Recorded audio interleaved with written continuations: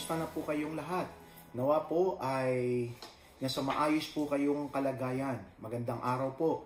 At nandito po tayo para po sa pagpapatuloy ng ating pananalangin. Marahil ang bawat isa po sa inyo ay patuloy na nakikibaka para mapaglabanan natin ang COVID-19. Bago po tayo manalangin, magkaroon po muna tayo ng ilang pagbabasa ng salita ng Diyos. Kalakip na rin po ang kaunting paliwanag. Sabi po ng 1 Thessalonians chapter 5, verse 16 to verse 18 sa New International Version Translation. Be joyful always. Pray continually. Give thanks in all circumstances, for this is God's will for you in Christ Jesus. Mga kapatid, dito po natin makikita na sa kabila ng mga nangyayari, ay ini-encourage po tayo ng salita ng Diyos na sikapin na makatagpo ng dahilan para tayo po ay magalak. May ilang bagay po akong nais na ibahagi po sa inyo sa mga salitang ito. Ang una po ay, bakit po ba nagagawa ng ating mga frontliners ang kanila pong ginagawa? At ang ilan po sa kanila ay nagbuwis ng kanilang mga buhay. Marahil po ang mga kamag-anakan at ang mga nakakilala ay may ganito pong katanungan.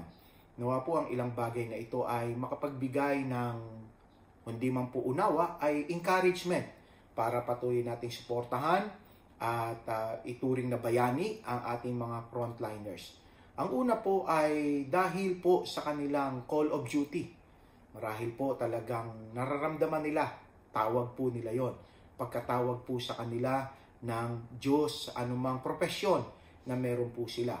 Naalala ko po ang sabi doon sa Micah chapter 6 verse 8. Ang sabi po roon, He has showed you, O man, what is good, and what does the Lord require of you? To act justly, to love mercy, and to walk humbly with your God. Marahil ito po ang sa puso ng ating mga frontliners na makatwiran lang na gawin nila ang kanilang mga ginagawa. Bagamat ang ilan po sa kanila siguro ay dapat ay nag-retire na, dapat ay umuwi na lang sa bahay, dapat ay iba na lang ang gumawa. Pero pinili nilang gawin ang kanilang mga ginagawa. Call of duty po. Ang ikalawa po ay marahil it's their passion to serve. Talagang yung mga mahal po ninyo sa buhay, na mga frontliners, talagang gusto lang po maglingkod. Hindi na dahil sa pera, hindi na po dahil sa ano pa man, hindi dahil sa para makilala, kundi gusto lang po nilang maglingkod. Naalala ko po ang sabi ng Matthew 24 verse 46. May talata po roon na ganito ang pagkakasabi. Sabi po roon, it will be good for that servant whose master find him doing so when he returns. Na raramdaman po nila yung passion to serve at gustong-gusto po nilang maglingkod. At ang panghuli po, a call of conviction to do their best for the benefits of others. Talagang nais po nilang maging kabahagi ng kalutasan ng suliranin ng digmaang ito sa hindi nakikitang kalaban. Sabi po doon sa Philippians chapter 3 verse 12 sentence B. Sabi po roon sa NIV, but I press on to take hold of that which Christ Jesus took hold of me.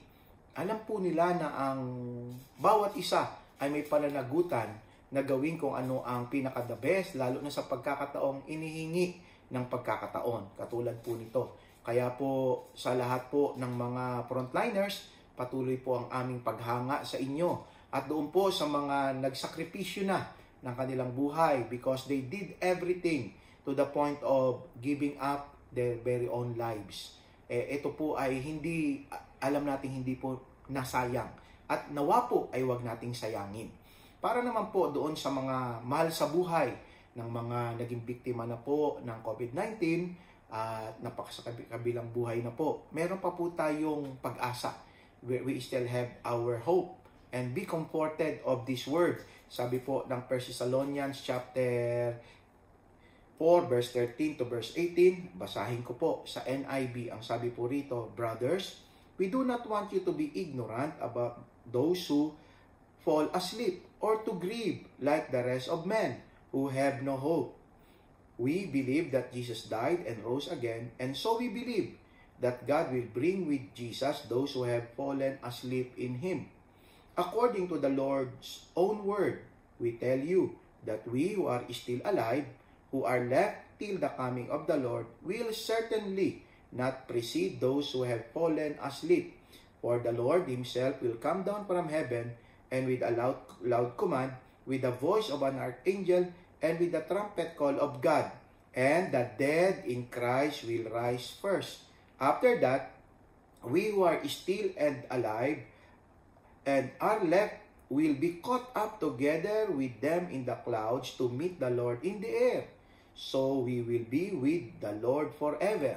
Therefore, encourage each other with these words. Ito po ay napakagandang pangako ng Diyos para po sa bawat isa sa atin. Bagamat masakit na iwanan ng mga mahal sa buhay, marahil ama, ina, anak, kapatid, magulang.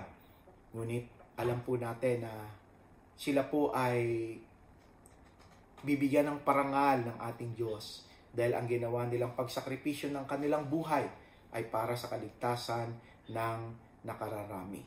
At ano po ang the best natin pwedeng gawin? Alalahanin po natin ang kanilang mga ginawa. Magkaroon po tayo ng remembrance of everything that they have done. 1 Thessalonians chapter 1, dito po mababasa po natin verse 2 to verse 3. Ganito po ang sabi ng salita ng Diyos.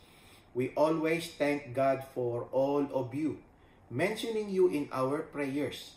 We continually remember before our God and Father your work produced by faith, your labor prompted by love, and your endurance inspired by hope in our Lord Jesus Christ. Inspired by hope.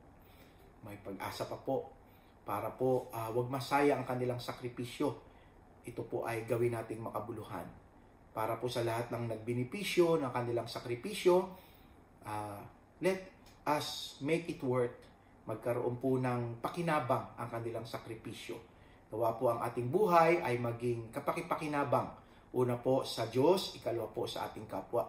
Naalala ko po ang sabi roon sa Romans chapter 12 verse 1 and 2 sa King James. Ang sabi po roon, I beseech you my brethren, by the mercies of God, offer yourself as a living sacrifice, holy and acceptable to God, which is your reasonable form of service.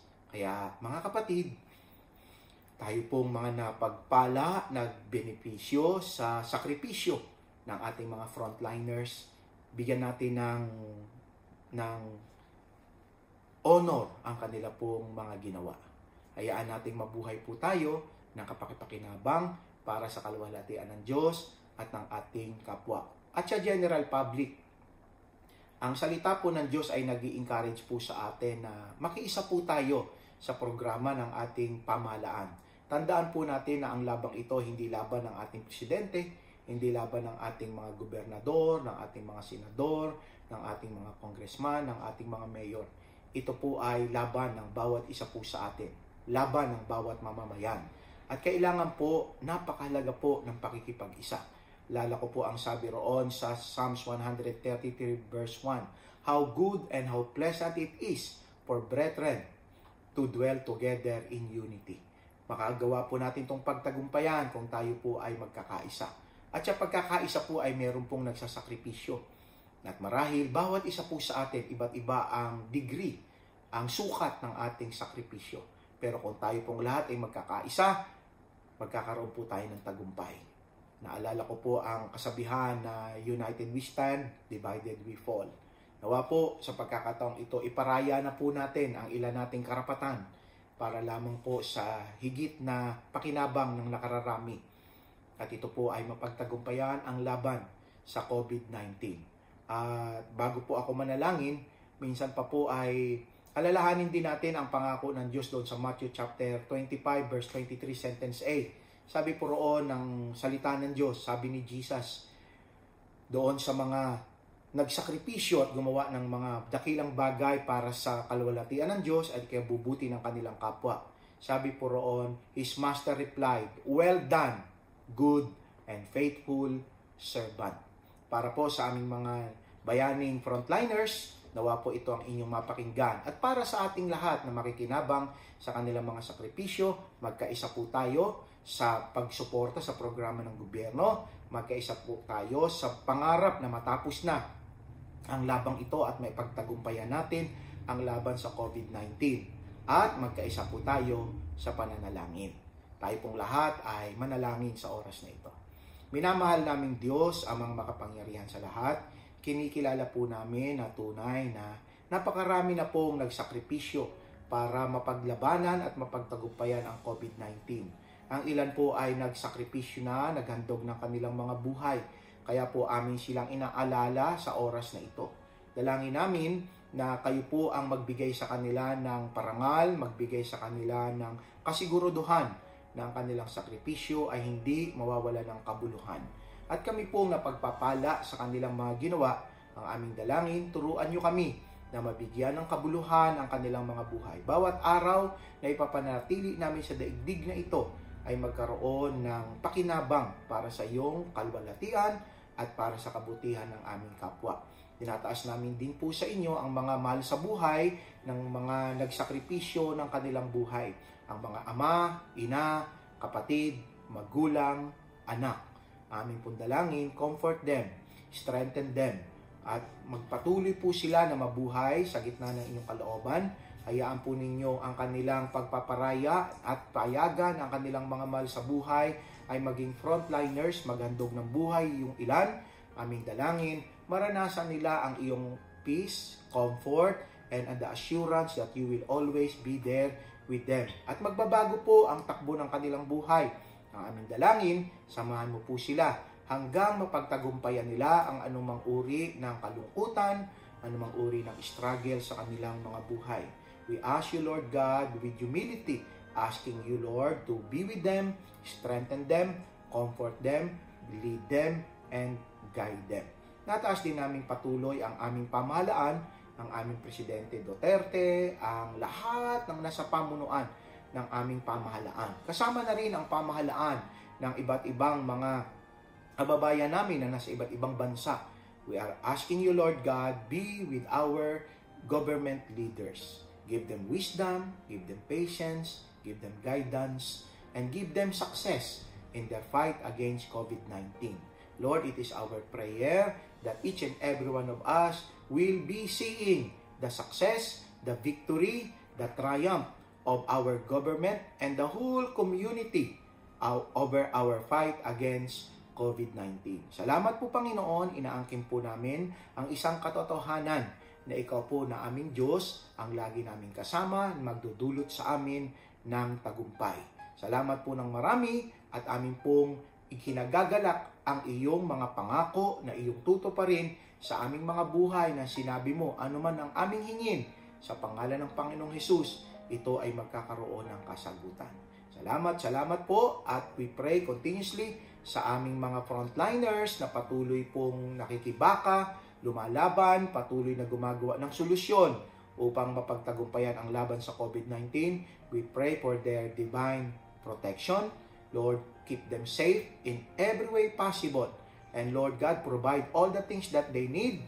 Grant them peace. Let them overcome stress and fatigue. Grant them, O Lord God, your awesome presence.